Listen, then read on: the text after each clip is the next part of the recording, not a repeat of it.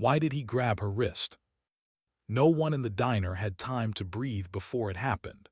1 second she was pouring coffee, steady as always. The next his hand was on her, fingers like iron, pulling her sleeve back without permission. The scrape of a chair leg cut across the silence. Forks froze halfway to mouths. The jukebox in the corner sputtered through the end of an old country song, but even the music seemed embarrassed to go on. Lisandre Vaspera didn't fight him. She didn't raise her voice, didn't make a scene. She just stood there, tray balanced in her other hand, auburn hair pulled back tight. The soldier's grip was firm, arrogant, fueled by the casual power of a man who believed every room belonged to him. "Look at this," he said, and his partner shifted uncomfortably beside him. The sleeve lifted just enough to show the ink. A raven, dark, fierce, wings stretched as if it had been caught mid-flight. Lightning bolt in its talons, script below it, carved into her skin with absolute permanence. Task Force Echo. The words seemed to hang heavier than they looked. The diner was 5 miles from Fort Campbell, but it might as well have been its shadow. Soldiers came and went every day, uniforms mixing with trucker caps, civilian jackets, worn-out jeans. It was neutral ground, or it had been, until now. The man with the steel-gray eyes, Zephyr Gredel, one of Delta's own, laughed. Not kindly, not even amused. It was the sound of someone convinced he'd found a fraud in his midst. "Task Force Echo," he said too loudly. "That's rich. Not even a real unit. Sweetheart, if you're gonna decorate yourself with fake war paint, at least pick something that exists." He wanted the room to hear. He wanted the old couple in the corner booth, the trucker at the register, the other waitress stiffening near the coffee machine, all of them, to witness the humiliation. Lisa, because to them she was always just Lisa, didn't flinch. Her face stayed calm, eyes level, tray steady. But inside, something cold stirred. Not fear, not shame, something else. The memory of nights when her whole body hummed with adrenaline, when silence was her only shield, when even her breathing had been too loud for the darkness around her. But those were stories no one here would ever hear. "Please let go of my arm," she said softly. It should have been enough. Gredel leaned closer, squeezing tighter, knuckles whitening. 8 years, he said, pride swelling in his tone. "Delta Force. I know every unit worth knowing. Every classified op that ever made it to the Whispers. And you're just a waitress with a story on your skin." His words cut sharper than he thought. Not because they were true, but because of what they revealed. That even men who had seen real fire still confused noise for power, still thought dignity lived in the loudest voice. Her silence unsettled him. He wanted anger, denial, excuses. Instead, she gave him nothing. And nothing is sometimes harder to endure than fury. His partner Fenbaum shifted. He knew that look in her eyes wasn't ordinary. He knew the air had shifted, though he couldn't name why. "Gredel," he muttered low, "that's enough." But Gredel was already performing, the spotlight too warm to step out of. He lifted her arm higher, displaying the tattoo like evidence. "You know what really pisses me off," he said, voice rising. "Real warriors are out there bleeding, dying, and people like you," he jabbed a finger at the ink, "pretend. Stolen valor." The words dropped like a stone into water. Every ear caught them, every chest tightened. And then, before anyone could respond, something else arrived. The sound reached first, not the scattered hum of civilian cars, not the sputter of a motorcycle out front. This was deeper, heavier, engines in unison like the echo of boots in a hangar, military convoy. Through the diner's wide front windows, 3 black Tahoes glided into the lot, too clean, too deliberate. They didn't park like civilians. They executed formation, doors opening with synchronized precision. Dress uniforms stepped out, silver catching in the sun. Conversation died. Even the air seemed to pause. Gredel's hand loosened. Instinct, not humility. His arrogance faltered as recognition dawned. Fenbaum was already on his feet, spine snapping straight. Not sure why. just knowing some men demanded attention before they even spoke. The diner door opened. Shoes clicked against linoleum. Authority walked in, not needing to announce itself. General Magnus Albani. 3 stars on his shoulder, 20 years of battle carved into his presence. He didn't need to look around long. His eyes found her, the woman behind the counter. And then everything changed. "Sergeant Vaspera," he said, voice both formal and personal. The transformation in her was instant. Shoulders squared, chin lifted, the faintest flicker of a smile, not of surprise but of recognition. "General Albani," she said, "unexpected honor, sir." The room inhaled as one. Gretel's mouth went dry. Albani stepped closer. "May I?" He gestured toward her sleeve. She didn't hesitate. She rolled it up, revealing the full mark, the raven in its entirety, wings and bolt, script complete. And then the general did something no one expected. He rolled up his own sleeve. The gasp that followed was almost physical. Same raven, same place, same ink, only newer. Silence, heavy, thick. Gretel swayed as if the floor had tilted. "Gentlemen," the general finally said, turning his eyes on the 2 Delta operators. His voice was calm, but it carried a chill that froze the room. "You've been questioning this woman's service record." Neither man answered. "Then let me enlighten you." His gaze didn't waver. "Staff Sergeant Lisandre Vaspera, Army Intelligence, retired, Task Force Echo, yes, a real unit.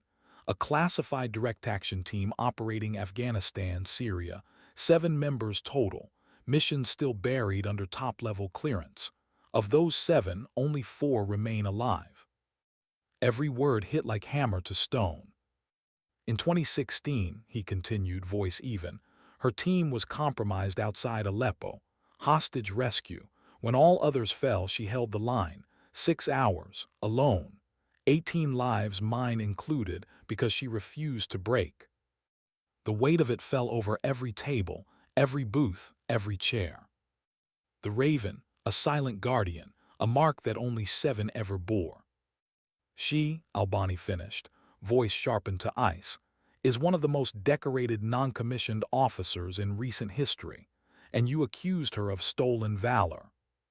Gretel tried to swallow. No sound came out. Albani let the silence stretch. Silence is heavier than anger. And then Lisa spoke. "General," she said softly. He turned to her. She didn't look at the men with contempt. She looked at them with something quieter, something sadder. "The service isn't about proving yourself to others. It's about carrying the weight of trust. Real operators don't need to be recognized. They just do the job." Her words lingered, softer than his accusations had been, but far sharper in truth. The tray in her hand lowered. She set it down, picked up a rag, began to wipe the counter, motion calm, unbothered. The routine of someone who had already lived storms greater than this one. "The raven flies silent," she added. "Sees all, protects all. That's the only validation that matters." The general laid a 20 on the counter. "Coffee on me today, Sergeant. Thank you for your service to the country and to this community." He left with his detail. And the 2 operators sat there, stripped bare without a shot fired. Their arrogance dissolved into something like shame. The diner resumed. Plates clattered. Orders were called, but everyone knew nothing would be the same again. And Lisandre, she just kept wiping the counter. A soldier who had chosen silence over spectacle. A guardian who never asked to be seen. Why did the raven matter so much? The ink on her arm wasn't just a tattoo. It was a story burned into skin, a mark given, not chosen. And those who bore it never spoke of how they earned it, because they couldn't. Because silence was the duty as much as the mission itself. But silence doesn't mean forgetting. That night, after the diner emptied, after the whispers of shocked patrons faded into memory, Lisandre Vaspera walked home in the quiet of her small Kentucky street. Porch lights glowed dim, dogs barked distantly, the world pretending to be ordinary. She carried herself like any waitress coming off a long shift. Only her eyes betrayed something else. She hadn't asked to be recognized. The general's words had stirred ghosts she'd buried. Every step home, she felt them walking beside her. Faces, voices, laughter cut short in the dust of places most Americans couldn't find on a map. Her apartment door clicked shut. She leaned against it, eyes closed, letting the silence wrap around her like a blanket. She could almost convince herself she was just another civilian. Almost. But the raven never slept. She sat at the edge of her bed, fingers brushing the ink. The lines of its wings seemed alive under her skin, and with that touch, memory pulled her back. The first time she saw the raven wasn't in ink. It was a patch, black, unmarked except for the outline of that bird. She hadn't known what it meant then. She only knew she'd been summoned. It was Afghanistan, 2012. She was 25, an Army intelligence specialist, sharp eyes, sharper instincts. Most of her work was behind screens, translating intercepted chatter, piecing together patterns from fragments. But someone had noticed her, noticed that she didn't just analyze data, she saw through it. She connected dots no one else saw.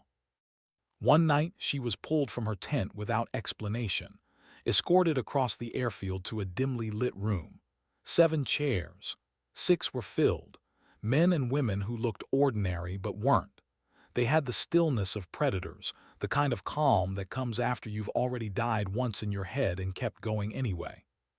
At the head of the table sat then Colonel Magnus Albani. His presence filled the room without effort. "This is Specialist Lisandre Vaspera," he said.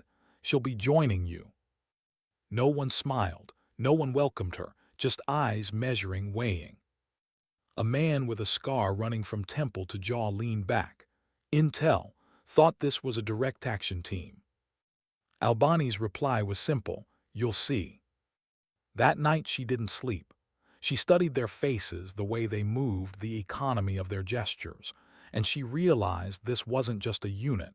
It was something else, something smaller, something the Army itself wouldn't admit existed. Task Force Echo. Their missions didn't exist on paper. Their victories would never be paraded. Failures would never be acknowledged because officially they couldn't happen. The raven patch arrived the next morning, handed to her, no words. She held it in her palm, black on black, subtle. A symbol, a warning, a promise. She remembered the first mission like it was yesterday. Kandahar Province. A compound believed to house a mid-level insurgent commander. Nothing remarkable, except the chatter she'd traced suggested something more.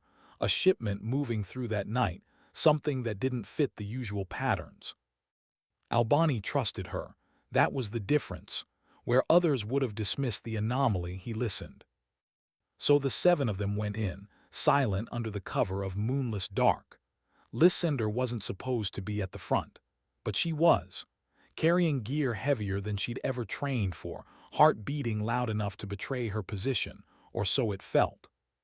She kept replaying her data in her head, praying she hadn't been wrong. The breach was clean, the compound was less so. What they found inside wasn't a commander. It was crates, weapons, explosives, smuggled tech, enough to outfit a small army, enough to shift the balance in the region. And waiting to guard it, more fighters than they'd counted on. Too many. The firefight tore through the night. Echo moved like shadows, precise, devastating.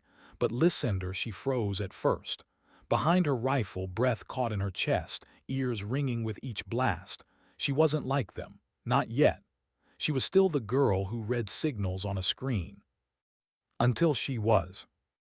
The moment came when one of them, Dawes, the medic, went down, shot clean through the shoulder. The rest pressed forward, but he was bleeding fast. And in that moment, Lisandre's body moved before her mind did. She dragged him behind cover, hands steady, vision narrowing to the essentials. Pressure, bandage, cover fire. Her shots weren't perfect, but they were enough. Enough to keep the line intact until Echo regrouped. By dawn, the compound was ash, the weapons destroyed, and the chatter she'd followed proved true. They didn't thank her. Not then.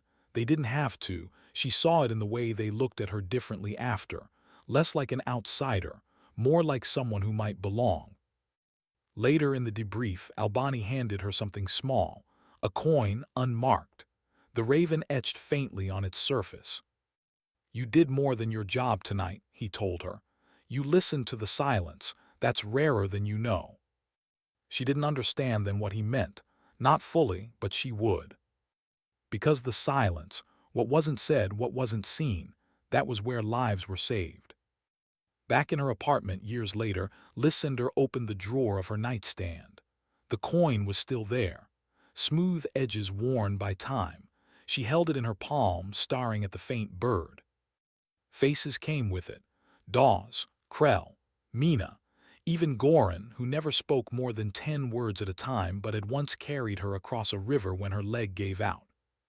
And others, faces she could barely remember now without pain clawing at her chest. She closed her fist around the coin, squeezing until the edges bit her skin. The diner confrontation had ripped open a door she'd kept locked. People thought of scars as visible things, but the worst scars, they lived in memory, in silence, in the weight of 18 lives clinging to you long after you set them down. She lay back on her bed, staring at the ceiling, heart thudding. The raven watched from her skin, patient, unblinking. What Gretel hadn't understood, what most would never understand, was that she hadn't chosen to wear the bird for pride. She wore it because she couldn't take it off, because it wasn't just a mark of belonging. It was a mark of survival, of loss. And every time someone saw it, she wondered if they could feel the weight too. That night's sleep didn't come easy. When it did, it carried her back, not to the mission she wanted to forget, but to the one she could never. Aleppo, 2016. But she pushed it away. Not yet, not tonight. She turned on her side, pulled the blanket over her shoulder, and let the silence settle again. Still, the question lingered in the dark. How many times can a raven fly before its wings break? Why couldn't she let go of Aleppo? Of all the missions she'd buried, all the silences she'd carried, that night was the one that never stayed quiet. It crept back in dreams, in the hum of traffic, in the clatter of dishes at the diner. A 6-hour eternity that still lived under her skin like shrapnel. The night had begun with hope. That was the cruelest part. They'd been told it was a rescue op, hostages, civilians trapped in the outskirts of a city torn apart by too many flags, too many armies, too many lies. Task Force Echo moved in shadows, not uniforms. No insignia, no recognition, only trust. Lisandre had sat in the back of the transport, rifle across her knees, fingers tight on the coin in her pocket. She rubbed its edge until it cut a groove into her skin, a reminder that she belonged, even when doubt screamed otherwise. Krell had leaned over, voice low enough for only her to hear. "You're too quiet tonight." She shrugged. Words didn't come easy before missions, too many voices already in her head. Krell had smiled faintly. "Don't let the silence swallow you, use it." She remembered nodding, pretending to understand. They hit the ground just after midnight. Buildings in ruin, streets deserted, a wind carrying the scent of ash and metal. Somewhere in the dark, a child cried. The compound was worse than the intel suggested. More guards, more weapons, more eyes in the shadows than they had accounted for. But the hostages were inside. They had no choice but to move. Albani's voice came through the comm, precision, fast in, faster out. The breach was quick, brutal. Echo worked like a single body, each member anticipating the other's movement. Doors fell, rooms cleared. Lisandre kept her weapon tight, vision sweeping corners, heart pounding so loud she swore it echoed in her comms. They found them. 23 civilians, huddled in a basement lit by a single bulb. Women, children, 2 aid workers clinging to each other. The relief on their faces cut deeper than any bullet could. But relief doesn't last long in war. The first shot came as they were leading the civilians out, a sniper from the rooftops. Dawes went down, blood pouring from his leg. Panic rippled through the hostages. Shouts. Chaos. And then, like a wave breaking, the enemy was everywhere. Lisandre remembered the sound first. The barrage of gunfire echoing down alleys, rattling through her bones. Screams layered on top, high and raw. Echoes scattered into positions, dragging civilians behind broken walls, overturned cars, whatever cover they could find. She moved without thinking, pulling a boy no older than 12 into her chest as rounds chewed the concrete around them. The child clutched her vest, shaking so violently she could feel his teeth rattle. Albani's voice again, sharper this time. Hold the line, evac inbound, 6 mics out. 6 minutes, an eternity. She remembered Mina's voice crackling in her ear, a mix of fury and fear. We're surrounded. This is a trap. And it was. The streets funneled them in, every exit blocked, every shadow hostile. Lisandre positioned herself at the corner of the alley, rifle steady, eyes sharp. Training took over where fear wanted to. She wasn't the strongest. She wasn't the fastest, but she could endure. She could hold. The first wave hit them hard. Fighters poured out of doorways, shouting, firing wildly. Lisandre's shots were measured, deliberate. One breath, one squeeze, again, again. She stopped counting after 10. Her world narrowed to angles and seconds. The civilians behind her sobbed, whispered prayers in languages she didn't understand. Each sound tethered her tighter to the ground. She wasn't just fighting to stay alive. She was fighting to keep them breathing. The minutes dragged. Reinforcements didn't come. Dawes bled in Krell's arms. Mina's voice cut in and out, cursing the comms. Albani's orders blurred into static. And still they came. At one point, a grenade landed near the cluster of civilians. Lisandre didn't think. She threw herself on it, hands snatching it up, hurling it back into the street before it detonated. The blast lit the night, heat searing her cheek. For a moment, everything went silent. Then the firefight roared back louder than before. Her arms shook, her breath came ragged, but she didn't stop, couldn't stop. By the third hour, her shoulders burned from recoil, her hands blistered inside her gloves. By the fourth, her ears rang with the constant thunder, balance slipping with every step. Still she stood. She remembered Albani's voice, finally breaking through clear. Hold on, Sergeant, just hold. She had laughed, bitter and raw, whispering to herself, what the hell else am I doing? At some point, she couldn't say when the civilians stopped crying. Exhaustion silenced them. They clung together, eyes wide, too drained for sound. Only their breathing told her they were still there. And she was still firing. The 6th hour stretched longer than all the others combined. Her vision tunneled. Her body screamed. But the Raven didn't let her fall. Not yet. When the convoy finally arrived, armored vehicles tearing through enemy lines, heavy guns clearing the streets, she almost didn't believe it. She thought maybe it was another hallucination, another cruel trick of exhaustion. But it was real. Soldiers poured in, securing the area, pulling civilians into trucks. Echo regrouped, battered, bleeding, but alive. 18 lives saved. She'd carried 2 children into the vehicle herself, arms trembling, legs barely holding.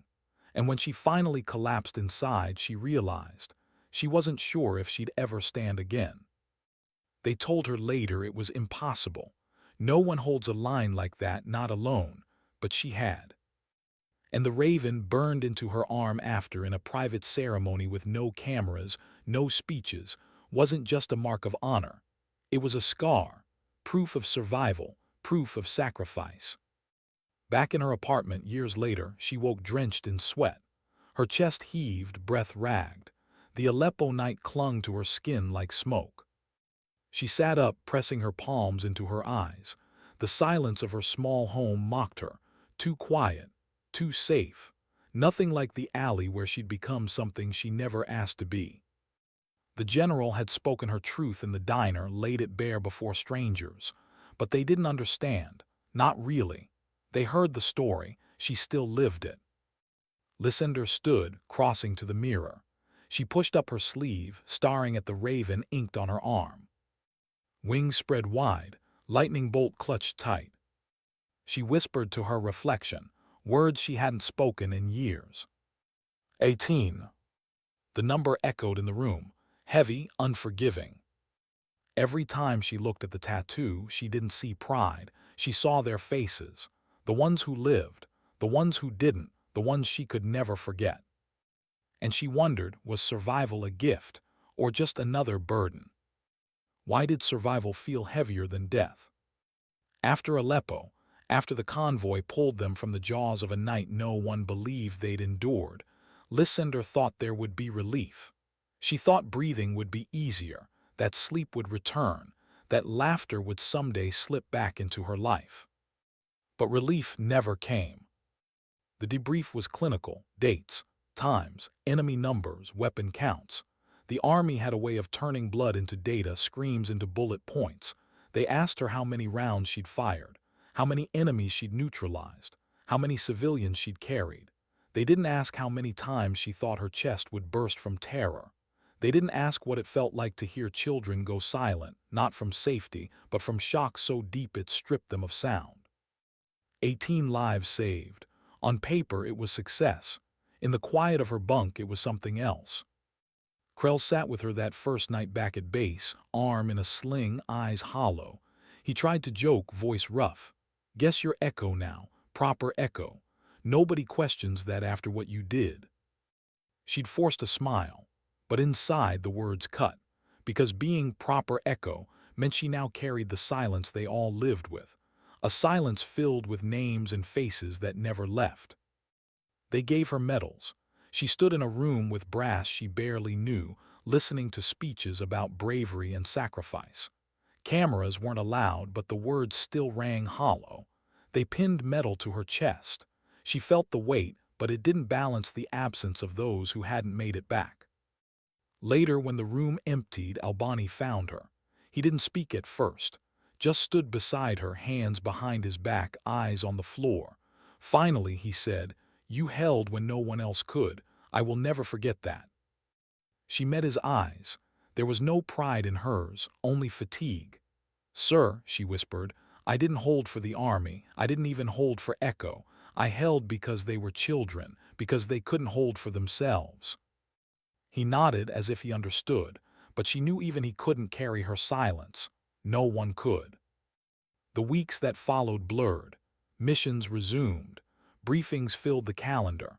But something in her had shifted. The more she fought, the less of herself she recognized. Every op felt like she was burning another piece of her soul for currency that never bought peace. And the civilians, always the civilians. She saw them everywhere.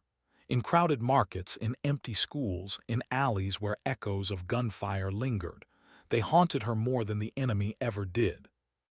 One night after another long operation, Mina found her sitting alone outside the wire, staring at the horizon. Mina lowered herself beside her, passing a canteen. "You're unraveling," Mina said softly. Lisandre didn't deny it.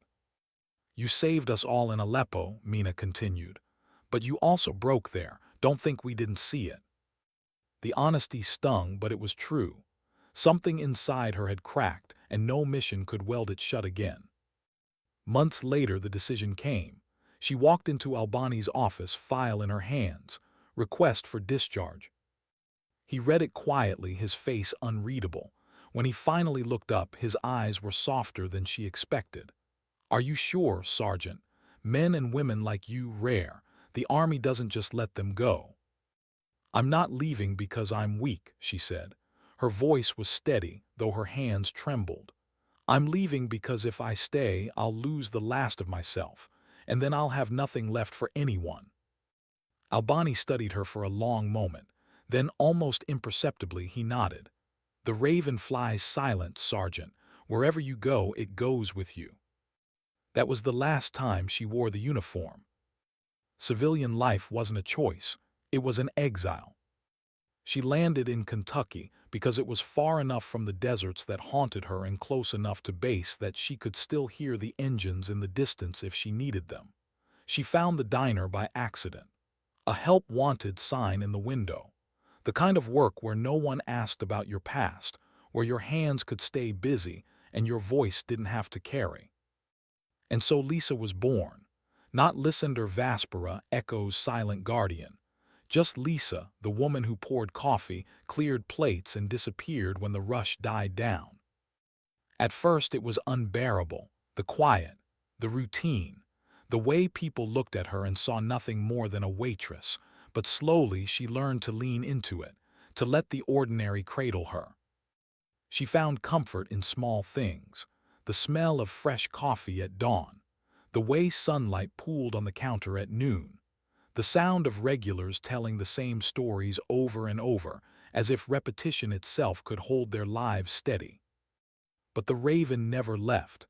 It sat on her forearm, always watching, and sometimes in the middle of a shift her sleeve would ride up and she'd catch someone staring. Curiosity, suspicion, rarely recognition.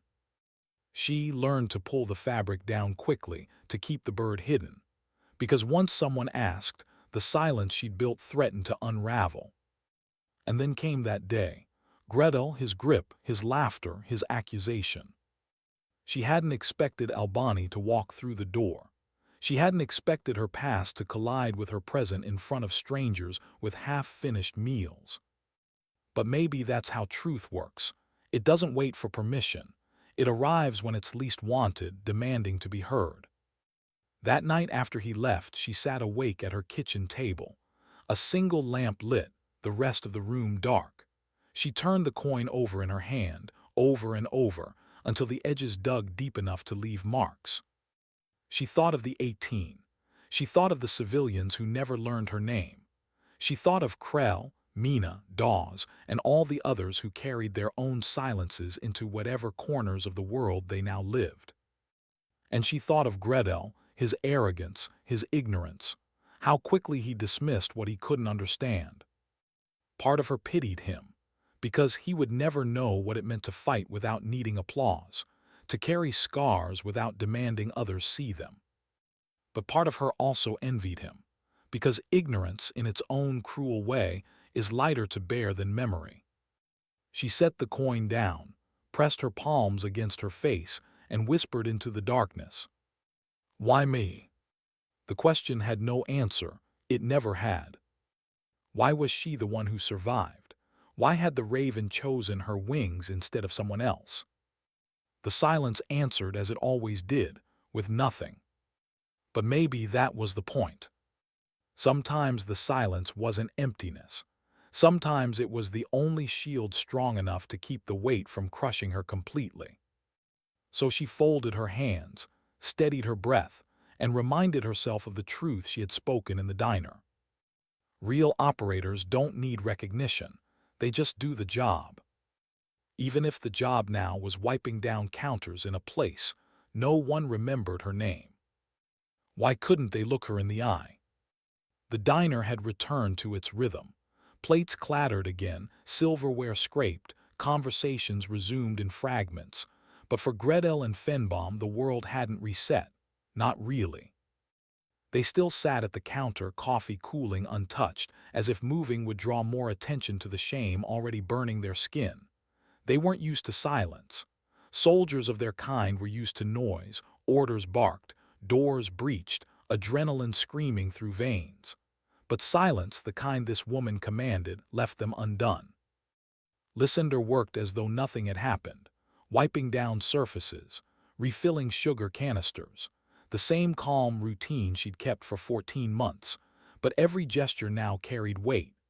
Every glance from a customer, every whisper from a corner booth, reminded the operators that the balance of power in the room had shifted without a single shot fired. Gretel finally cleared his throat low, as if testing whether his voice still worked. I didn't know. It wasn't an apology, not yet, just a crack in the armor of arrogance. Fenbaum kept his eyes on his cup. Neither of us did. His voice was steadier but heavy with something harder to carry, shame. Lisandre didn't respond. She didn't even look their way. She moved like water, quiet, steady, slipping past without resistance, but unyielding in her flow. For the first time in their careers, both men felt smaller in uniform than the woman in plain clothes before them. The older waitress, Dorothy, passed behind Lisandre, brushing her arm lightly, a gesture no one else noticed. Gratitude, respect, a silent acknowledgement that the woman she'd worked beside for over a year had been carrying something extraordinary beneath the surface. Lisandre caught it. She allowed herself the faintest of smiles before returning to her work. But inside she was unsettled. The general's appearance had stirred ghosts she'd buried under routine. Now the raven on her arm felt heavier, more visible, as though the ink glowed beneath her sleeve. When her shift ended, she untied her apron and slipped out the back door into the cool night. The air smelled of rain, though the sky held no clouds. She leaned against the brick wall, head tilted back, eyes closed. The sound of boots on pavement broke the quiet. She didn't need to open her eyes to know who it was. Gretel's voice came, rougher now, stripped of arrogance. "Why didn't you say anything?" She opened her eyes slow and found him standing a few feet away. His partner lingered behind, hands buried in his pockets, face unreadable. "About what?" she asked. "You," Gretel said, the word caught in his throat. "What you did, who you are." Lisandre studied him, then looked away. "Because I'm not who you think." He frowned. "The general said." "The general said what happened," she cut in, voice firm. "Not who I am. That part's mine to carry, and I don't carry it for you." The words landed sharp, but they weren't cruel. They were truth, truth he wasn't ready for but needed. Gretel shifted, struggling. "I've spent my whole career trying to be worthy of something like that, to stand where you stood, and you just—" He broke off, frustrated by his own inability to form the right words. "You just serve coffee now." She tilted her head, considering him. "And what does that tell you?" He blinked, unsure. "That maybe worthiness," she continued softly, "isn't about where you stand. Maybe it's about how you carry what follows you after you walk away." Fenbaum stepped forward, his voice low but steady. "We didn't respect you. We didn't even see you, and we thought we could measure you in a glance." Lisandre's eyes softened just slightly. "Everyone does. That's the world we live in. People think silence means smallness, but sometimes silence is the only thing holding everything together." The men didn't respond. They couldn't. She pushed off the wall, walking past them toward the dim streetlight. For a moment her figure was just another shadow on a quiet Kentucky road. Then she stopped, turning her head just enough for her voice to carry back. "You want advice?" Neither man spoke, but both listened. "Stop chasing the story you want others to tell about you. Start living the one you can tell yourself without shame." And then she was gone. The operator stood in the stillness she left behind, the words lingering heavier than any reprimand Albani could deliver. Inside, Lisandre returned to her small apartment, the raven burning under her skin. She sat at her kitchen table again, staring at the coin in her palm. The memory of Aleppo pressed in, but tonight, something else joined it. The look in Gretel's eyes when arrogance cracked, when ignorance gave way to the faintest glimpse of humility. She didn't know if men like him could change, but she hoped, because the service wasn't about proving superiority. It was about protecting possibility, even in those who hadn't earned it yet. She leaned back, exhaling, whispering into the dim room. "Maybe that's all I can do now, protect possibility." For a moment she imagined Krell, Mina, Dawes, all of them, sitting across from her, nodding in quiet agreement. The ones who hadn't lived to see her now. The silence stretched, not suffocating this time but almost kind. And for the first time in weeks, when Lisandre finally closed her eyes, she slept without dreaming. Why did silence feel heavier than punishment? The next morning, before the sun had risen over Fort Campbell, Two men stood in front of a door that had swallowed greater soldiers than them. Office of the Commanding General. The brass plaque gleamed in the hallway's fluorescent light, daring them to knock. Zephyr Gredel's uniform was immaculate, pressed so sharp it could have cut paper, but his hands wouldn't stop fidgeting. Kai's Fenbaum stood beside him, calmer in appearance, but with a weight pressing so hard against his chest he thought his lungs might collapse. The general's summons had been simple: 600, my office. No elaboration, no tone needed. When the door finally opened, Albani didn't look up right away. He sat behind his desk, pen scratching against a file. Silence stretched. Only the tick of a wall clock filled the room. Finally, he set the pen down. His eyes rose, and the full measure of his authority landed on them. "You question one of my finest soldiers," he said. His voice was quiet. That was worse than shouting. And worse, you did it with arrogance, with ignorance, in public. Neither man spoke. Albani leaned back, folding his hands. "You carry the patch of Delta Force. Do you know what that means?" "Yes, sir," Gredel muttered. Albani's eyes narrowed. "No, if you knew, we wouldn't be here. It doesn't mean arrogance. It doesn't mean swagger. It doesn't mean humiliating civilians in a diner because your ego needed feeding. It means humility. It means carrying the burden of silence with respect. And you," he jabbed a finger at Gredel, "spat on that burden last night." Gredel's jaw clenched. Words sat on his tongue, but none came. Albani shifted his gaze to Fenbaum. "And you watched. You knew something was wrong and you let it happen." Fenbaum swallowed hard. "Yes, sir." The general stood. His height wasn't towering, but the weight of command made the room shrink around him. "Let me tell you what you did not know. Lisandre Vaspera carried more on her shoulders in one night outside Aleppo than most men do in an entire career. She earned the Raven, the mark only 7 ever bore, of which only 4 remain alive. You disrespected not just her, but the dead who no longer stand to defend themselves." The silence that followed was suffocating. Albani finally sighed, the sound carrying more disappointment than fury. "You will report to me directly for the next 6 months. You will not touch a mission until I say so. You will train until your arrogance burns out of you.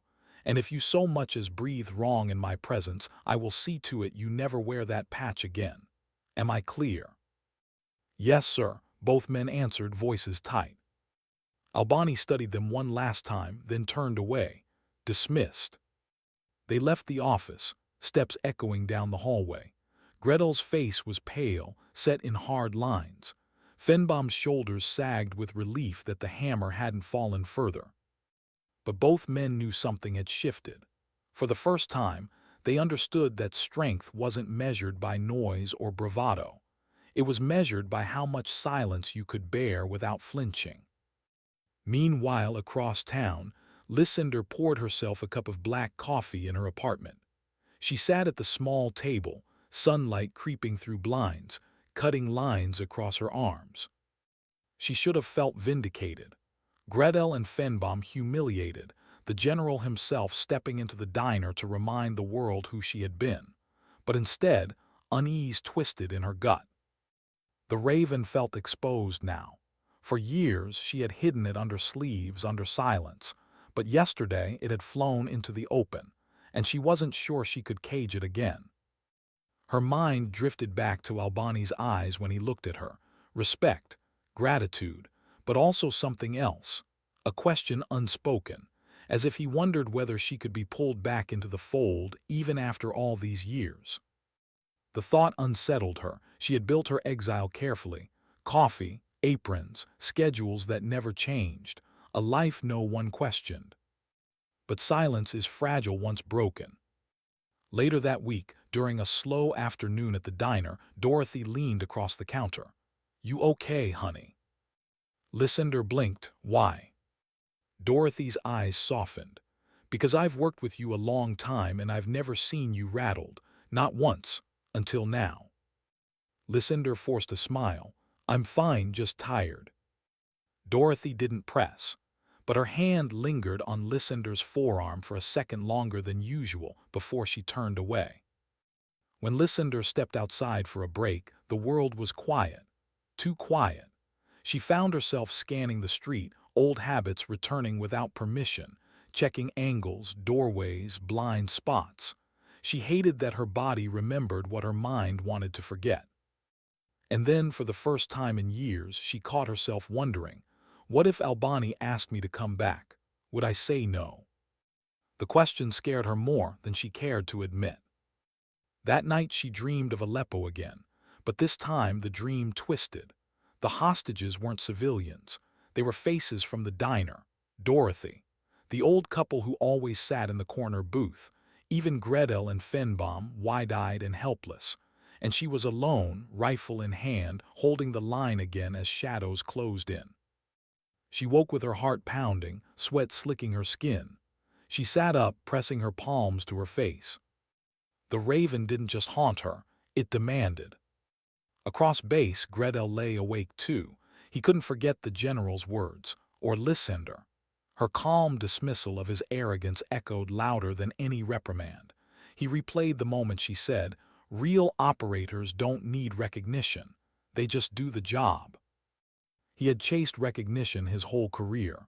The patch, the respect, the swagger, and in a single sentence she had exposed how empty that chase was. Fenbaum turned to him in the dark. "You're still thinking about her, aren't you?" Gretel didn't answer. He didn't need to. Both men knew. And somewhere across town, Lisandre whispered into her empty apartment, as if to the raven itself. "I left for a reason. Don't pull me back." But the silence didn't answer. Why did the quiet feel like a trap now? For months, the diner had been her sanctuary.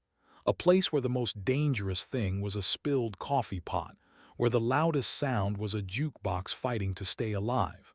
But after the confrontation, the quiet felt different. It pressed in, heavy, demanding. She noticed it in small things first. The way the regulars looked at her now. They tried not to stare, but they did. Curiosity hiding in glances, whispers carried when they thought she couldn't hear. "That's her," someone said once too loudly. "The one the general knew." She hated it, not because of pride, but because recognition stripped away the armor she had spent years building. She hadn't chosen anonymity as a weakness. She'd chosen it as survival. One afternoon, a boy no older than 10 sat at the counter with his mother. He studied her sleeve as she refilled their water glasses. "Are you a soldier?" he asked, blunt and innocent. The mother blushed, shushing him, but Lisandre smiled faintly. "I used to be," she said softly. The boy's eyes widened. "Did you win?" The question lodged in her chest. She crouched to his level, voice gentle. "Sometimes it's not about winning. Sometimes it's just about protecting people until the storm passes." He nodded as if he understood. She wasn't sure anyone truly could. Later in the back room, she sat on a stool, head in her hands. Dorothy came in, drying her hands on a towel. "He's just a kid," the older woman said. "Kids ask things they don't understand." Lisandre lifted her head. "That's the thing. He asked the one question nobody else does, did I win? And the truth is, I don't know." Dorothy placed a hand on her shoulder. "Maybe winning isn't the point." The words echoed long after the shift ended. That evening she walked home under the fading light, the streets quiet except for the hum of crickets. And waiting at her door, as though he'd always known where she lived, was General Albani. He stood in uniform, hands folded behind his back. Not imposing, just present. "General," she said carefully, unlocking her door, "I don't recall inviting you." "No," he agreed, "but I also don't recall you telling me to stay away." She sighed, holding the door but not stepping inside. "Why are you here?" "Because the raven never truly rests," he said simply. Her jaw tightened. "Don't." He studied her, expression unreadable. "I'm not here to order you back. Those days are done. I just want to understand how you've carried it this long. Most can't." She leaned against the doorframe, arms crossed. Maybe I haven't. Maybe it's been carrying me. Albani's eyes softened. The men you shamed in that diner, Gretel, Fenbaum, they've been changed. You reminded them what this is supposed to mean. That wasn't just a moment. That was leadership, Sergeant, even outside the uniform. She shook her head. I don't want to lead, not anymore. One has little to do with it, Albani replied. Sometimes we lead simply by surviving, by showing that it's possible. The words hit too close. She turned away, stepping inside. I'm not going back. I didn't ask you to, he said quietly. But I will ask you this. Don't hide so deeply that you forget who you are. The raven may fly silent, but it doesn't vanish. She closed the door, leaning against it once it latched. Her chest ached with the truth she didn't want to admit. All night she wrestled with the encounter. His words reopened a door she had bolted shut, not about missions or medals, about meaning, about whether hiding forever was the same as disappearing. At the diner the next day, she moved through her routine, but her thoughts drifted. She watched people more closely. The young soldiers who came in, brimming with noise.